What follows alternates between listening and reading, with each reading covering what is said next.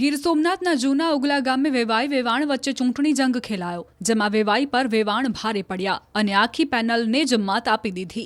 જૂના ઉગલા ગ્રામ પંચાયતમાં જયાબેન ડાંગોદરા સામે તેમના વેવાઈ વિનોદભાઈ નંદવાણાની પેનલના તમામ 8 ઉમેદવારોનો પરાજય થયો છે।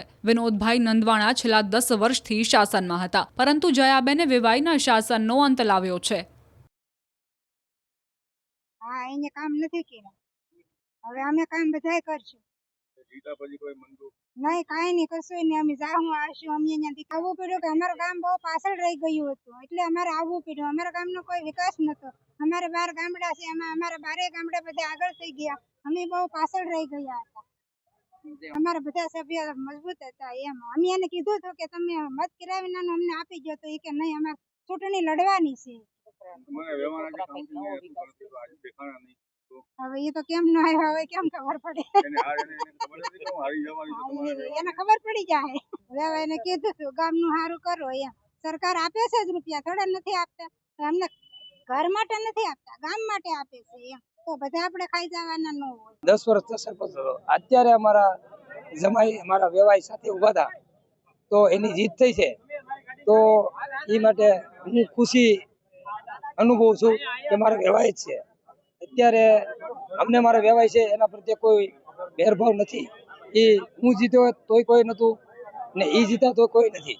અમારા વેવાઈ હતા, જીત્યા તો અમે એવું માનશું કે ભાઈ ઘી જાય તો ખીચડીમાં છે, એવું અમારું માનવું છે।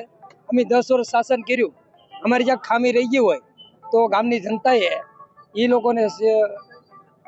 એ લોકોના કાં નવી પેનલ આપણે લાવીએ અને કાં ગામમાં વિકાસ કરે, એમાં કોઈ ફેરફાર ન પડે। અમારો સમાજ છે, વેવાય છે, આજે અમે તો 10 વર્ષ રાજકારણ કરીએ છીએ, એમાં 5 વર્ષ એને જાય, એમાં અમને કોઈ ફેર નહીં। ગામમાં તો બહુ સારો એક માહોલ હતો કે જે ગામના લોકોએ અમારો પર જે વિશ્વાસ રાખ્યો છે એ વિશ્વાસ આપણે પૂરવાર કરશું।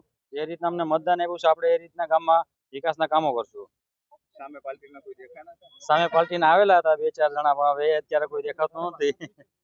અધ વચ્ચે વૈયા ગયા હતા, કારણ કે રિઝલ્ટ એને પહેલાથી દેખાઈ ગયું હતું કે 3 વોટ ખુલ્લા ત્યાં જ એને રિઝલ્ટ એને દેખાઈ ગયું હતું। અને સાસુમાની પણ જંગી હાર થઈ છે એમ કહી શકીએ। એને 430 મત મળ્યા છે, જ્યારે મારા મમ્મીને 1036 મત મળ્યા છે। આવવા જવાના વિચારો રહેશે? નહીં, આમાં તો ઇલેક્શન હોય એટલે ઇલેક્શન તો ગામના વિકાસના મુદ્દાને લઈને લડતા હોય છે, જ્યારે સંબંધોને લઈને લડાતું નથી। ગામની અંદર વિકાસ નતો થયો ત્યારે જ ગામ લોકોએ સંબંધને જોયા વગર અમારી યુવા પેનલને એકતરફી મત આપી અને વિજય બનાવ્યો છે। અને અમે કામ કરશું એટલે ગામ લોકોને ઓટોમેટિક લાગશે કે નહીં, જેને મત આપ્યા છે એ સાચી જગ્યાએ આપ્યા છે।